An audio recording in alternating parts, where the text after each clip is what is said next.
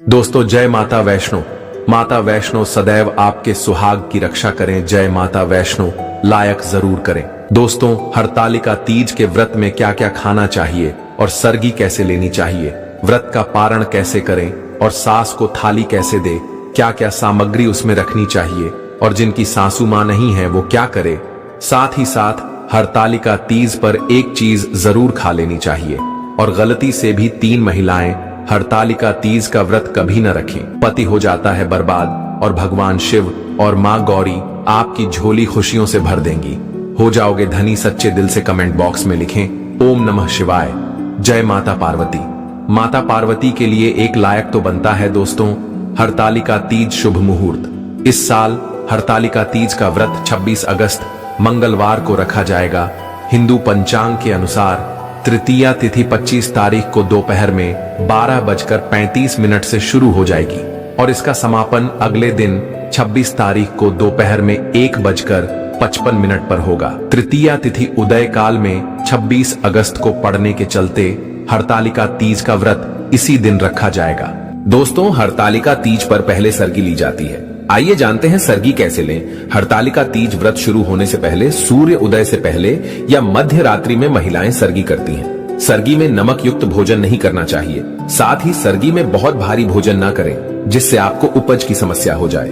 सरगी में फल, जूस, नारियल पानी, ड्राई फ्रूट्स और मुरब्बा खा सकती है। इससे आपको एनर्जी मिलेगी और डिहाइड्रेशन नहीं होगा। साथ ही आपको व्रत के दिन भूख भी नहीं लगेगी। अगर आप इस व्रत को निर्जल नहीं रख सकती है तो आप व्रत रखने से पहले संकल्प अवश्य ले लें। पारण में शामिल करें ये चीजें। हरतालिका तीज के अगले दिन पारण किया जाता है। मान्यता है कि चतुर्थ तिथि लगने के बाद ही पारण करना चाहिए। व्रत का पारण कभी भी नमक युक्त भोजन से नहीं करना चाहिए। आप पानी, शरबत, फल या मीठे से व्रत खोलें। पारण में धीरे धीरे पानी पिए, फिर किसी मीठी चीज का सेवन करें। मीठी चीज का सेवन करने और प्रसाद ग्रहण करने के बाद ही नमक से बना भोजन मुंह में डालें। दोस्तों शास्त्रों के अनुसार माना जाता है कि भगवान शिव और माता पार्वती को बेल फल अर्पित करने के बाद प्रसाद स्वरूप में पूरे परिवार को खाना चाहिए। इससे आपके घर में हमेशा पैसों की कभी भी कमी नहीं होगी। घर में लक्ष्मी का आगमन होगा। इस दिन बेल खाना बहुत ही शुभ और मंगलकारी माना जाता है। इस दिन आप बेल का फल प्रसाद स्वरूप में पूरे परिवार को बांटें और खिलाएं, क्योंकि बेल में समस्त देवी देवताओं का वास होता है। दोस्तों व्रत संपूर्ण होने के बाद सास को थाली दी जाती है। आइए जानते हैं थाली में कौन सी सामग्री रखनी चाहिए जो कि शुभ मानी जाती है। इसके दिए बगैर आपका व्रत अधूरा ही रहेगा। थाली में आप कोई सुंदर साड़ी सफेद मत देना तथा बिंदिया, बिछिया, चूड़ियां, मेहंदी, महावर तथा नेल पॉलिश, कुमकुम, कंघी, मिठाइयां और दक्षिणा अवश्य डालें। अगर आपकी सासू मां नहीं है तो आप इसे ननद को दे सकते हैं या बाहर किसी भी बुजुर्ग महिला को आप दे सकते हैं जिसे आप अपना मानते हैं और उनका आशीर्वाद अवश्य ले लें। तभी ही व्रत संपूर्ण और सफल माना जाता है। दोस्तों हरतालिका तीज के व्रत में तीज माता को ये 3 चीजें कभी अर्पित नहीं करनी चाहिए। ये 3 चीजें माता को चढ़ाने से व्रत टूट जाता है। पति पर घोर विपदाएं आ जाती हैं और उल्टा आप पाप के भागीदार हो जाते हैं। ऐसा घोर पाप कभी मत करना। आइए जानते हैं। दोस्तों सबसे पहली चीज है माता को अर्पित की जाने वाली सामग्री जैसे कि टूटे हुए चावल कभी अर्पित नहीं करने चाहिए। टूटी हुई चौकी खंडित चौकी नहीं होनी चाहिए। चौकी पर हमेशा लाल कपड़ा बिछाना चाहिए। मंदिर में भूल कर भी माचिस नहीं रखनी चाहिए, बहुत ही अशुभ माना जाता है। इस दिन फलों में नाशपाती कभी अर्पित नहीं करना चाहिए। हरतालिका तीज पर सफेद कपड़ा कभी दान नहीं करना चाहिए और ना ही पहनना चाहिए। इस दिन जितना ज्यादा हो सके हरे, पीले, गुलाबी, लाल रंग पहनना बहुत ही शुभ माना जाता है। दोस्तों हरतालिका तीज पर माता को श्रृंगार अर्पित किया जाता है। श्रृंगार हमेशा नया होना चाहिए। टूटा हुआ श्रृंगार अर्पित नहीं करना चाहिए। माता की पूजा में कलश पर हमेशा नारियल को लेटाकर रखना चाहिए। खराब नारियल अर्पित नहीं करना चाहिए तथा पूजा में टूटे हुए चावल अर्पित नहीं करना चाहिए। दोस्तों हरतालिका तीज पर कभी किसी की चुगली आदि नहीं करनी चाहिए। इस दिन पति पत्नी को दूरी बनाकर रहना चाहिए। सात्विक भोजन करना चाहिए। इस दिन बड़ों का ध्यान पूर्वक सम्मान करें। इस दिन मुख से गंदे विचार ना बोले, क्योंकि ये व्रत पति से संबंधित है, इसीलिए पति का सम्मान करें। पति को भूल कर भी गाली ना दे। इस दिन लहसुन प्याज का खाना घर के अंदर नहीं बनाना चाहिए। मांस मदिरा आपके आसपास भी ना हो। शास्त्रों के अनुसार अगर आप हरतालिका तीज का व्रत ना रख सके तो कम से कम अपने हाथों में हरी भरी चूड़ियां अवश्य पहने। मेकअप, श्रृंगार आदि अवश्य करें, इससे आपके पति पर कष्ट नहीं आएंगे। दोस्तों, मासिक धर्म में हरतालिका तीज का व्रत अवश्य रखना चाहिए, परंतु देवी देवताओं की प्रतिमा को स्पर्श ना करें। व्रत का पालन आप वैसे ही करें जैसे आप बाकी दिनों में करते चले आ रहे हैं। इससे आपको उतने ही फल की प्राप्ति होगी जितने के आप हकदार हैं। दोस्तों, हरतालिका तीज पर शाम के समय घर की 3 चीजें कभी किसी को नहीं देनी चाहिए, नहीं तो आपके घर की लक्ष्मी हमेशा के लिए दूसरों के घर चली जाएगी। पहली चीज है नमक। शाम होते ही घर का नमक किसी को नहीं देना चाहिए और ना ही लेना चाहिए। दूसरी चीज है तेल। शाम ढलते ही घर का तेल किसी को नहीं देना चाहिए। दोस्तों, तीसरी चीज है दूध। हरतालिका तीज पर शाम के समय घर का दूध कभी किसी को नहीं देना चाहिए, नहीं तो आपके घर में से सुख समृद्धि सब चली जाएगी। दोस्तों, हरतालिका तीज का व्रत 3 शादीशुदा महिलाओं को गलती से भी नहीं रखना चाहिए। बहुत बड़ा अपशगुन माना जाता है। ऐसी महिलाओं का व्रत कभी सफल नहीं होता, महापाप माना जाता है। माता पार्वती हो जाती है क्रोधित, लगता है श्राप। आप ऐसी गलती कभी ना करें। दोस्तों, नंबर 1, चरित्रहीन महिला व मन में गंदे विचार। एक चरित्रहीन महिला की आराधना से हमेशा दूर रहते हैं भगवान। ऐसी महिला की पूजा कभी स्वीकार नहीं होती। अगर हम शास्त्रों की माने तो अगर आपके मन में गलत विचार आते हैं और आप दूसरों के प्रति गलत भावना अपने मन में रखते हैं तो आप भगवान की पूजा कभी नहीं कर सकते। ऐसी शादीशुदा महिलाओं से हमेशा क्रोधित रहती है मां पार्वती। मां इनकी पूजा कभी स्वीकार नहीं करती। अगर आपका मन आपके पति के लिए सच्चा है तभी ही पूजा, व्रत आदि स्वीकार होती है। आप हरतालिका तीज व्रत रख सकती है।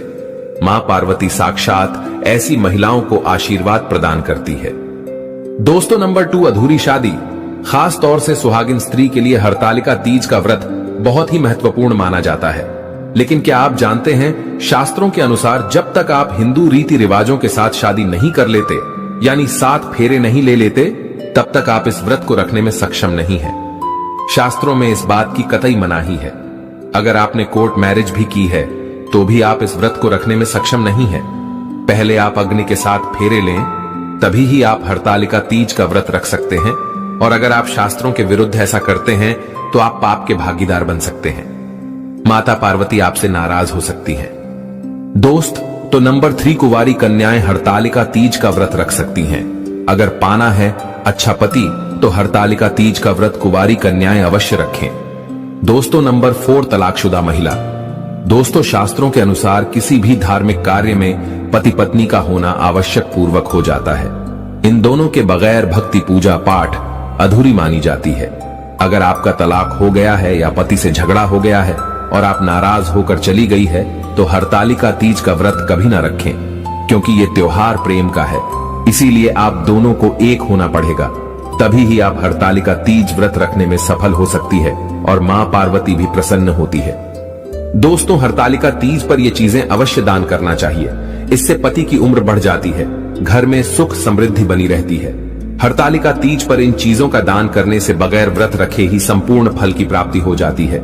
इन चीजों का दान जरूर करें। दोस्तों, हरतालिका तीज पर मान्यता है कि इस दिन सुहाग के सामान के साथ साथ मंदिरों में फलों का दान करने से सुख समृद्धि आती है। इस दिन सुहाग की सामग्री दान करने से जीवन में धन वैभव की कभी भी कमी नहीं होती।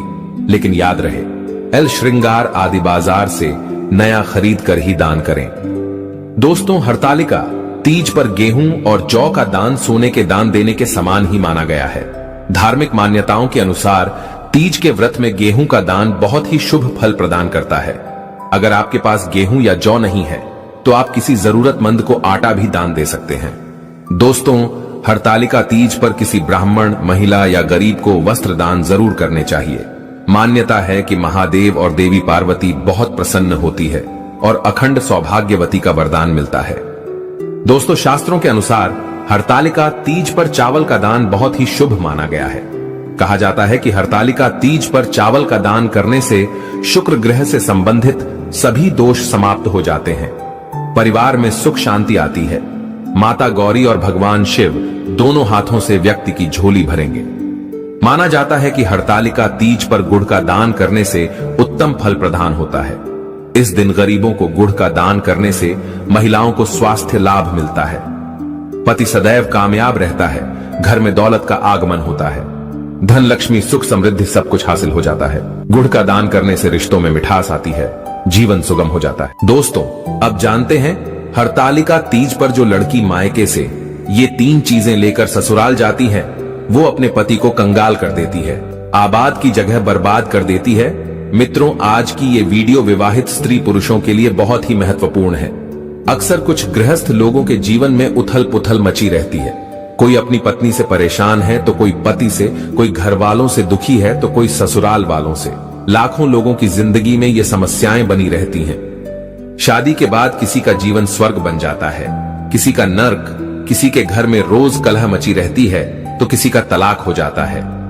लड़कियों की बात करें तो कुछ लड़कियां शादी के बाद अपने ससुराल को स्वर्ग बना देती हैं और कुछ स्वयं भी दुखी रहती हैं और ससुराल वालों का भी जीना हराम कर देती हैं। इस वीडियो में मैं बताऊंगा कि जो लड़कियां अपने मायके से ये 3 चीजें लेकर ससुराल जाती हैं, वे अपने पति को कंगाल कर देती हैं। वे 3 चीजें कौन सी हैं जो लड़कियों को मायके से अपने ससुराल के लिए कदापि नहीं ले जानी चाहिए। मित्रों, अगर हमारे घर की उन बहन बेटियों ने इस वीडियो पर अमल कर लिया तो विश्वास मानिए, शादी के बाद उनके जीवन में सुख शांति होगी, ससुराल वालों का प्यार होगा, उनका उनके पति से कभी झगड़ा नहीं होगा। दर्शक बंधुओं, एक समय की बात है, किसी गांव में एक सेठ रहता था। उसकी एक लड़की थी। सेठ अपनी लड़की से बहुत प्रेम करता था, बहुत ही प्यार करता था। लड़की के लिए अपने प्राणों से ज्यादा प्यार करता था और कहते भी है कि हर लड़की से उसका पिता बहुत प्रेम करता है। ऐसा कौन होगा जो अपने बच्चे को प्यार न करता होगा। माँ बाप के लिए बच्चे सुंदर हो या क्रूप हो, काले हो या गोरे हो, इससे कोई फर्क नहीं पड़ता, बच्चे तो बच्चे होते हैं। वो सेठ भी अपनी लड़की से बहुत प्रेम करता था। इतना प्रेम करता था कि उसके कहते ही हर इच्छा उसकी पूरी कर देता था। बड़े लाड प्यार से उसने अपनी बेटी को पाला था। बेटी की जुबान पर कोई भी बात आती, उससे पहले ही पिता उसकी डिमांड पूरी कर देता था। और मैं अक्सर कहा करता हूं कि अधिक लाड प्यार भी पूर्ण स्वतंत्रता औलाद को बिगाड़ देती है। उसने कहा कि पिताजी मैं ऐसा पहनूंगी, तो पिता ने कहा कि ठीक है बेटी, तुम ऐसा पहनो। बेटी ने कहा कि मैं ऐसे नहीं रहूंगी, तो पिता ने कहा ठीक है बेटा, तुम्हारी जैसी मर्जी हो वैसे रहो, तुम्हें कौन रोकता है, आखिर तुम हमारी इकलौती पुत्री हो। मित्रों, मेरा आपसे निवेदन है कि अपने बच्चों से प्यार करो, बहुत प्यार करो, अपनी बेटियों से खूब लाड प्यार करो। लेकिन याद रखना, इतना प्यार अपनी बेटियों से मत करना कि उनका भविष्य खतरे में पड़ जाए, क्योंकि तुम्हारी बेटी को दूसरे के घर में भी जाना है। एक बात याद रखना, कितना भी लाड प्यार कर लेना, लेकिन बेटियों के स्वभाव पर ध्यान जरूर देना। कहते हैं 90% ससुरालें खराब नहीं होती, 90% हमारी बेटियों का स्वभाव खराब हुआ करता है। ध्यान रहे, आपको विचार करना है। इतना लाड प्यार मत करो कि वो लड़की आपकी जिद्दी हो जाए, वो बड़े छोटों का भेद भूल जाए, मान मर्यादा भूल जाए, वो ये भूल जाए कि मैं एक भारतीय नारी हूं, उसके लिए सुख सुविधाएं दो कौन रोकता है। पर इतनी मत देना कि कल तुम्हारे लिए उसका प्यार दुखदाई बन जाए। मित्रों, सेठ ने भी अपनी लड़की से इतना प्यार किया, इतना प्यार दिया कि लड़की का स्वभाव बिगड़ गया। लड़की जिद्दी हो गई, उसकी स्वतंत्रता में उसके संस्कार नष्ट हो गए। एक बात याद रखना, लड़ने वाली बहू से घर नहीं चलता, जो खुशियां बांट सके ऐसी बेटी अपनी बनाकर के तैयार करो। सेठ के लाड प्यार में लड़की सारी मर्यादाओं से अनभिज्ञ रह गई। 8 बजे सोकर उठती थी, कोई कुछ कहता था तो 1000 जवाब देती, झुंझला करके बातें करती थी। मित्रों, मेरा उन बेटियों से कहना है कि ये तुम्हारा गुस्सा होना, ये तुम्हारा खींचना मां बाप तो बर्दाश्त कर लेंगे, लेकिन ससुराल वाले बर्दाश्त करने वाले नहीं है। ध्यान रखना, मां बाप तो आपका हर जवाब सुन लेंगे, आपके सारे नखरे उठा लेंगे, लेकिन जब तुम विवाह करके ससुराल जाओगी तो तुम्हारी कमियों को पीहर में तो बर्दाश्त किया जा सकता है, लेकिन तुम्हारे गलत स्वभाव को ससुराल में कोई भी बर्दाश्त नहीं कर सकता।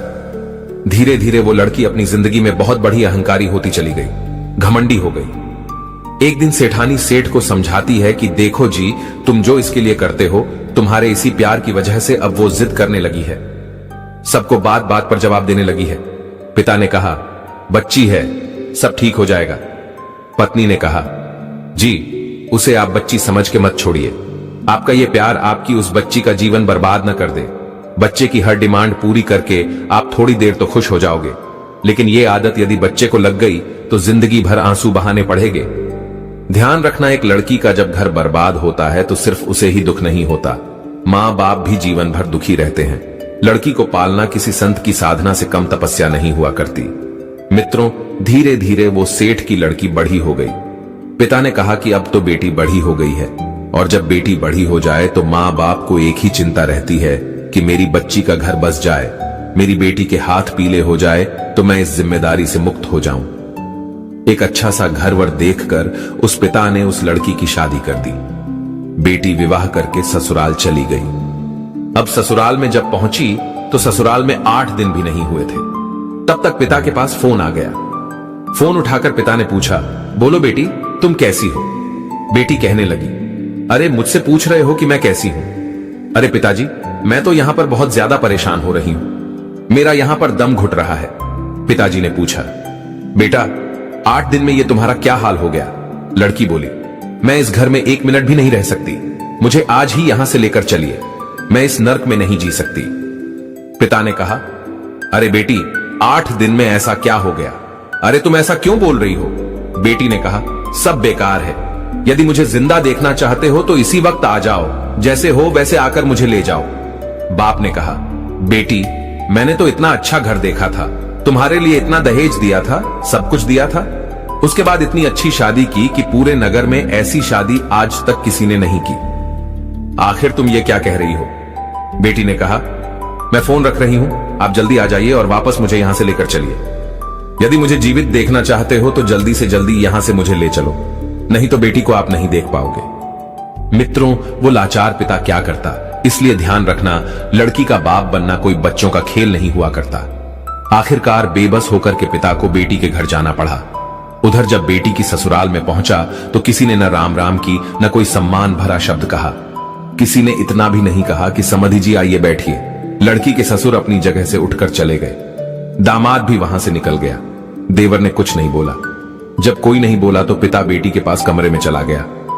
एक बात याद रखना मित्रों, एक बेटी के गलत व्यवहार से उसके ससुराल में उसके मां बाप का अपमान हुआ करता है, और यदि बेटी व्यवहार अच्छा रखती हो तो 4 लोग उनके स्वागत में खड़े हुए मिलते हैं। पिता जब बेटी के कमरे में गया और जाकर के कहा, बेटी क्या बात है?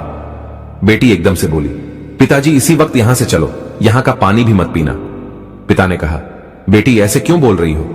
ये तुम्हारी ससुराल है, तुम्हारा घर है। बेटी ने कहा, पिताजी भाड़ में जाए ऐसी ससुराल, इसी वक्त मुझे यहां से पीहर ले चलो, मेरा यहां पर जीना हराम हो गया है, मैं यहां एक पल भी नहीं रुक सकती। उसने कहा, बेटा रुको, मैं तेरी सास से पूछता हूं। जवाब दिया, अरे क्या पूछना उस डायन से, वो तो डायन है, उससे मत पूछो। अरे उस बुढ़िया के कारण ही तो मैं यहां दुखी हूं, इस घर में उसी डायन ने तो मेरा जीना हराम कर रखा है। पिता ने कहा, बेटा एक बार ठहरो तो मैं उनसे पूछता हूं। मित्रों, अब पिता लड़की की सास के पास गया और बोला, बहन जी मैं आया हूं। सास ने कहा, मुझे दिखाई दे रहा है, मुझे चश्मा नहीं लगा है, आए हो तो कौन सा बड़ा काम कर दिया। पिता ने सोचा, यह कैसा व्यवहार है। वो फिर से बोला, बहन जी मैं अपनी बच्ची को ले जाना चाहता हूं। सास कहने लगी, ले जाने आए हो तो इसी वक्त ले जाइए, तुम्हारी लड़की ने मेरा जीना हराम कर रखा है, ये 8 बजे सो करके उठती है और कोई काम नहीं करती, सीधा हमारा बनाया हुआ खाना चाहिए, और किसी ने कुछ कह दिया तो 1 की 4 सुनाया करती है। ऐसी लड़की दी है तुमने, ले जाओ इसे और अपना पैसा भी वापस ले जाओ, अपना ये दहेज भी ये भी ले जाओ, नहीं चाहिए हमें आपका दहेज और हमें ऐसी लड़की। सास की बातें सुनकर पिता का सर नीचे झुक गया और अपनी बेटी को लेकर के चल दिया। कहने लगा, बहन जी 10-15 दिन के बाद भेज दूंगा। सास बोली, भाई साहब ऐसी बहू को आप जिंदगी में कभी मेरे घर मत भेजना। पिता समझ गया जरूर कुछ गड़बड़ है। बेटी को कार में बैठाया और ले गया। रास्ते में पिता ने जाकर उस बेटी से पूछा, एक बात बताओ बेटी, ये माहौल सब कैसे बदल गया? लड़की बोली, पिताजी आपने मुझे किन गवारों में भेज दिया है, इससे अच्छा तो मैं कुंवारी रह लेती तो अच्छा था। पिता ने कहा, बेटी तुम चिंता मत करो, एक बात बताओ तुम्हारी ससुराल कैसी है? बेटी बोली, देखी नहीं आपने, एकदम नर्क है ससुराल। फिर पिता ने सास के बारे में पूछा। लड़की बोली, आप उसकी तो बात ही मत करो, वो तो पूरी डायन है। पिता ने पूछा, ससुर कैसा है? जवाब दिया, ससुर तो राक्षस है, पूरा की पूरा। पिताजी ने फिर पूछा, बेटा अच्छा एक बात बताओ, तुम्हारा जेठ कैसा है? लड़की ने चीखते हुए कहा, अरे वो तो एक नंबर का ठग है। पिता ने फिर पूछा, तुम्हारा देवर कैसा है? बेटी ने कहा, पिताजी वो तो एकदम आवारा बदमाश है, पूरे दिन घूमता रहता है। फिर पिता ने पूछा, अच्छा ठीक है बेटी, एक बात बताओ, तुम्हारी ननद कैसी है? जवाब दिया, ननद वो तो नंबर 1 की चुगलखोर है, पूरे दिन चुगली करती है, उसके जैसी लड़की तो मैंने जिंदगी में कभी नहीं देखी। पिताजी ने फिर कहा, बेटा एक बात बताओ, तेरा पति कैसा है? लड़की बोली, उसकी तो बात ही मत करो, वो तो साक्षात यमराज है। पिताजी ने सोचा कि पति यमराज है, ससुर राक्षस है, सास डायन है, देवर आवारा है, जेठ मूर्ख है और ननद चुगलखोर है। फिर पिता ने एक बात और पूछी, बेटा तुम्हारे पड़ोसी कैसे हैं? जवाब दिया, पड़ोसी तो एकदम लुच्चा लफंगा बदमाश है। पिता ने सोचा एक आदमी गलत हो सकता है, 2 गलत हो सकते हैं, पूरी ससुराल का हर सदस्य गलत नहीं हो सकता। ससुराल तो छोड़ो, पड़ोसी भी गलत है। पिता बहुत समझदार था। ध्यान रखना, लड़की के मां बाप को बहुत समझदार होना ही पड़ता है। उस पिता ने कहा कि अब गड़बड़ बेटी के ससुराल में नहीं, गड़बड़ मेरी लड़की है। मेरी बेटी के हिसाब से एक भी तो अच्छा नहीं है। पूरे घर में जो देखो सब इसके खिलाफ है, जो देखो सब इसकी बुराई कर रहे हैं। लड़की कहती है, पिताजी अब मैं वहां कभी नहीं जाऊंगी उस घर में। पिता ने कहा, हां बेटा मत जाना, उस घर में कभी मत जाना। तेरे बाप का घर बहुत बड़ा है, आराम से रहना, अपने यहां किसी चीज की कोई कमी नहीं है। मित्रों, पिता बेटी को बुला लाया अपने घर। उधर भाभियों ने देखा कि अच्छा अब ये यहीं रहने आई है, मेरी ही छाती पर दाल दलेगी। मित्रों एक बात याद रखना, 2 4 8 दिन के लिए मैके में जाओ तो भाभियां भी इज्जत करती हैं। भाभियों ने भी वही किया। 10-5 दिन तक तो अपनी नंद की इज्जत से खूब खातिर खुशामद की। उसके बाद जब पता चला कि ये यहीं रहेगी तो उसके हाथ में झाड़ू पोछा पकड़ा दिया। कहने लगी, बहुत हो गई खातिरदारी, अब यहां रहना है तो काम तो करना ही पड़ेगा।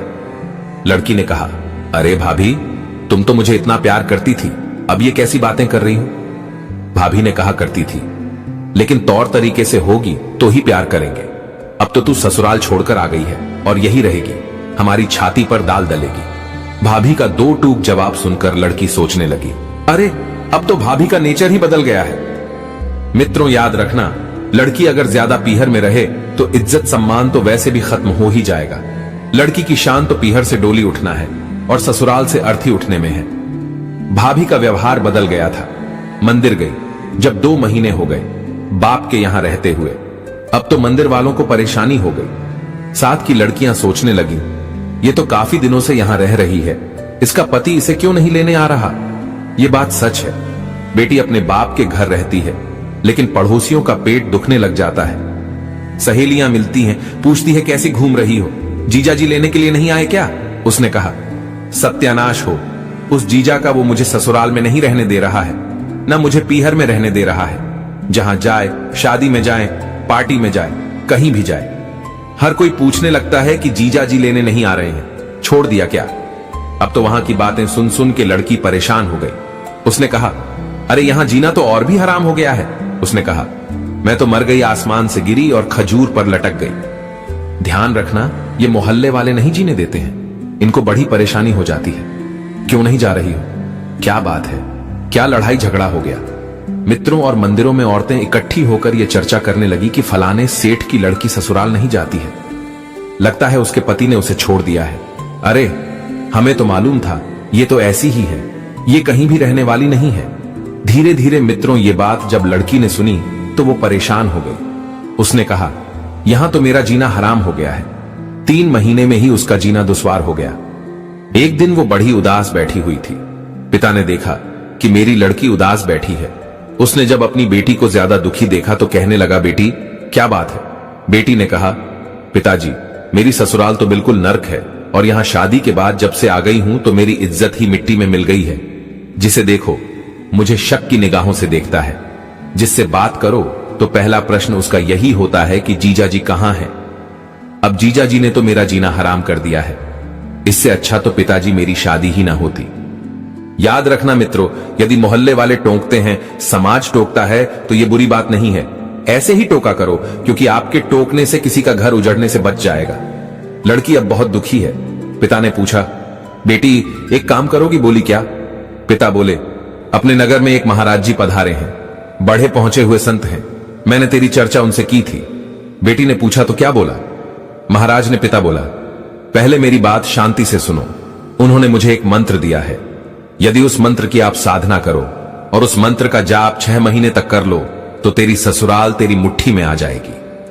बेटी ने कहा, मुट्ठी में आ जाएगी? बोले हां, लड़की यही तो चाहती थी कि सब कुछ उसके अंदर में हो, ससुराल में उसका राज हो जाए, वो महारानी बन जाए, सब लोग उसके इशारे पर काम करें। बस इनको ससुराल का राजपाट चाहिए और कुछ नहीं।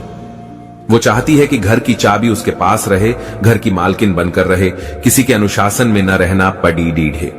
पिता ने कहा, बेटा 6 महीने में तेरी ससुराल का पूरा वातावरण बदल जाएगा, तू ससुराल जाना चाहेगी। उसने कहा, पिताजी यदि ऐसा हो जाएगा तो मैं क्यों नहीं जाना चाहूंगी, क्या मेरे जाने से सब कुछ मेरी मुट्ठी में हो जाएगा?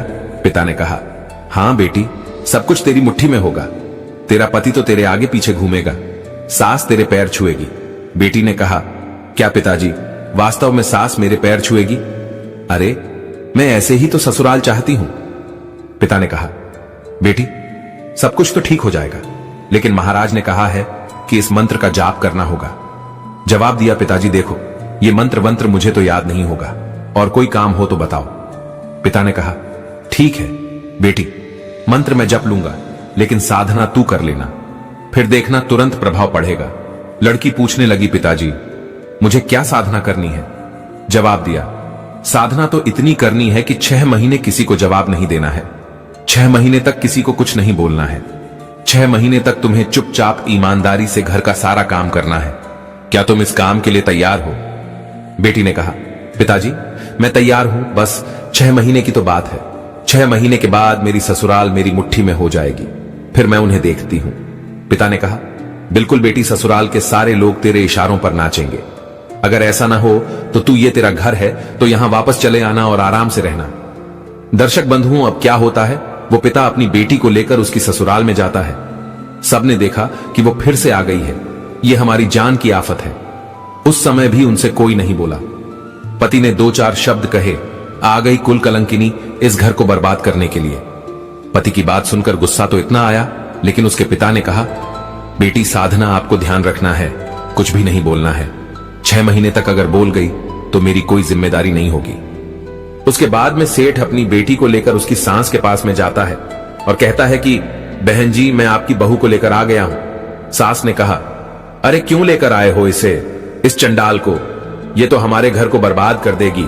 अरे यहां से ले जाओ, मुझे इसकी कोई आवश्यकता नहीं है। तब पिता हाथ जोड़ करके कहने लगा, बहन जी एक बार इसको मौका दे दो, क्योंकि एक बार तो हर किसी को एक मौका देना चाहिए। सास ने कहा, ठीक है भाई, जब ऐसी बात है तो ठीक है। इस प्रकार मित्रों, वो पिता अपनी बेटी को समझा करके अपने घर चला जाता है, अपने घर के लिए जाता है और कहता है कि बेटी बस 6 महीने के लिए तुम्हें ये साधना करते रहना है, उसके बाद में ये ससुराल तुम्हारी मुट्ठी में होगी। जो चाहो वो करना और हमारी बात को ध्यान रखना। कोई भी तुमसे कुछ भी कहे, चाहे गुस्से में कहे चाहे कुछ भी कहे, लेकिन उसी समय तुम्हें मेरी बात को याद रखना है और साधना को बिल्कुल नहीं भूलना है। मित्रों, इतना कहने के बाद वो पिता अपने घर को चला जाता है। इधर लड़की रात भर रुकती है। सुबह जब होती है तो उठ करके अपनी सास के पास जाती है और पैर छूने लगी, कहने लगी, मां जी क्या हमें आशीर्वाद नहीं दोगी? सास तो गुस्से से भरी हुई पहले से बैठी थी, लेकिन जब बहू ने पैर छुए और कहा कि मां मुझे आशीर्वाद दीजिए, तो उस सास के लिए दिल में झटका सा लगा। सोचने लगी, हमारे पैर छूकर आज तो ये आशीर्वाद मांग रही है, ये उल्टी गंगा कैसे बहने लगी? अरे ये वही बहू है जो मैं एक कहती थी तो ये 10 सुनाती थी, और आज हमारे पैर छूकर आशीर्वाद मांग रही है।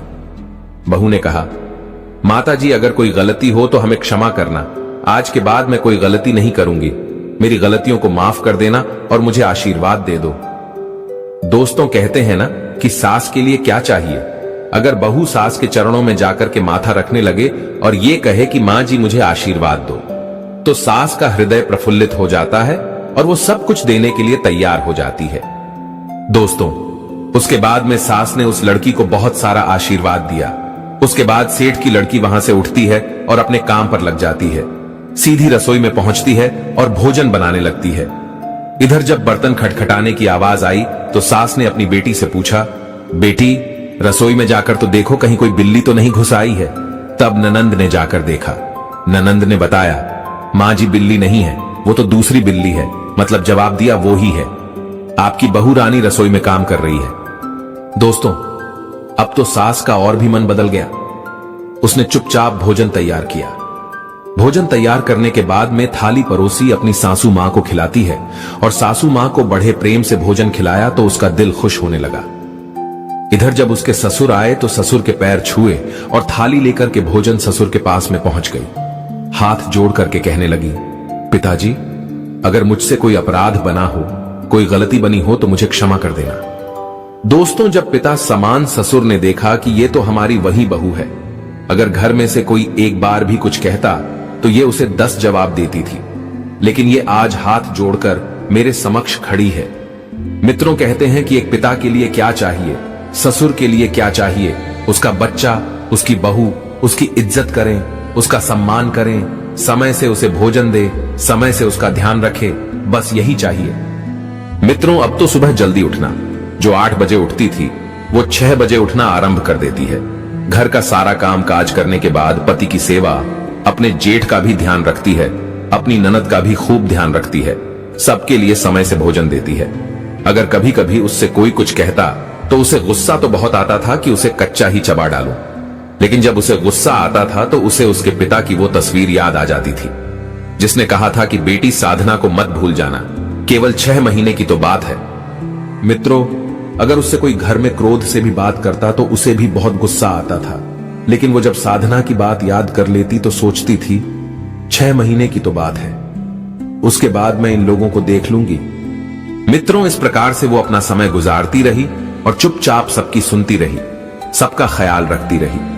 और इस प्रकार 1 महीना जब धीरे धीरे बीत गया तो एक दिन क्या होता है, उसकी सास ने अपनी बहू को अपने पास बुलाया और घर की जो चाबियां थी अपनी बहू को सौंप दी और कहा कि बेटी, तुम मेरी बेटी की तरह हो, तुम मेरे घर की लक्ष्मी हो, आज से इस घर की सारी जिम्मेदारी मैं तुम्हें सौंपती हूं। इतना कहकर सास ने बहू को चाबी दे दी।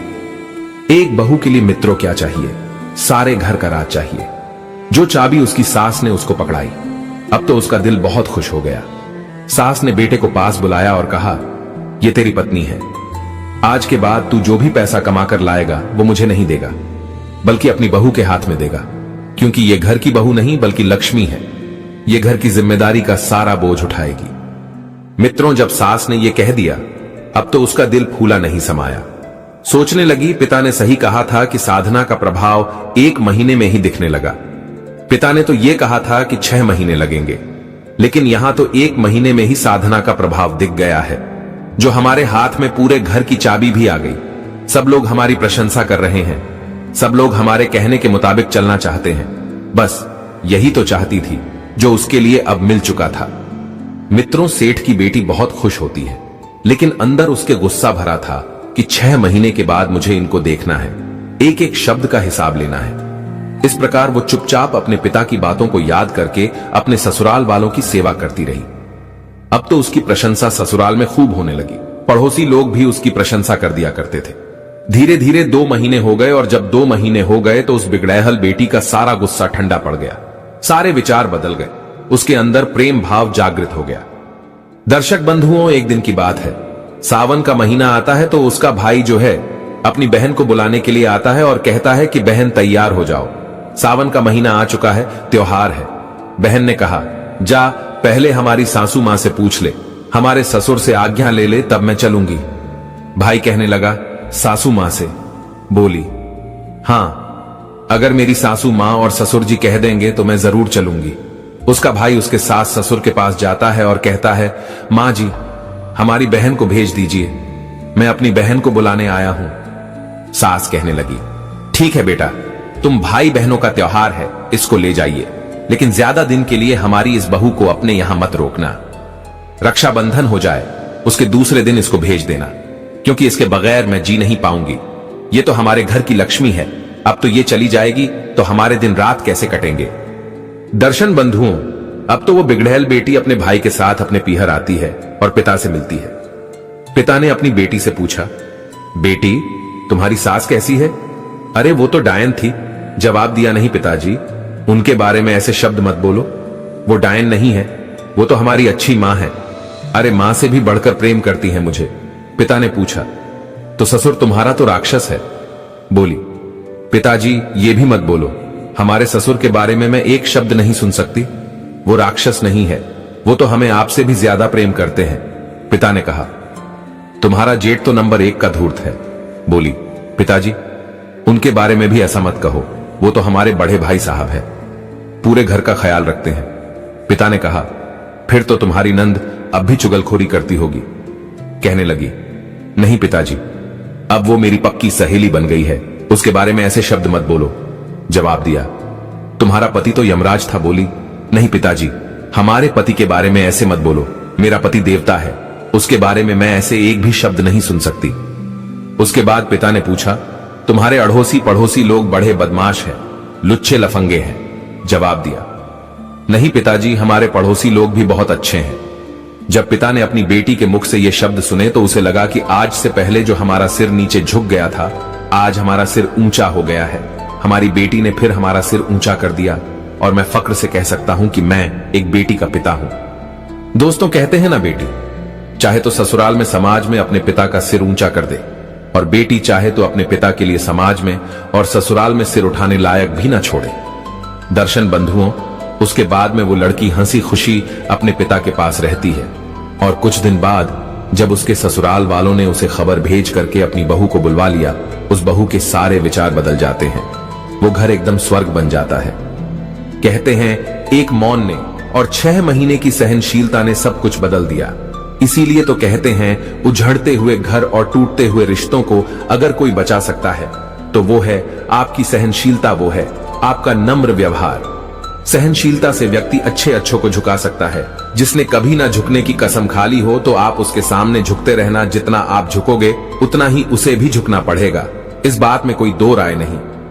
मित्रों, अब मैं आपको बता रहा हूं कि लड़की को अपने मायके से ससुराल में ये 3 चीजें कभी नहीं ले जानी चाहिए, वरना पति कंगाल हो जाता है।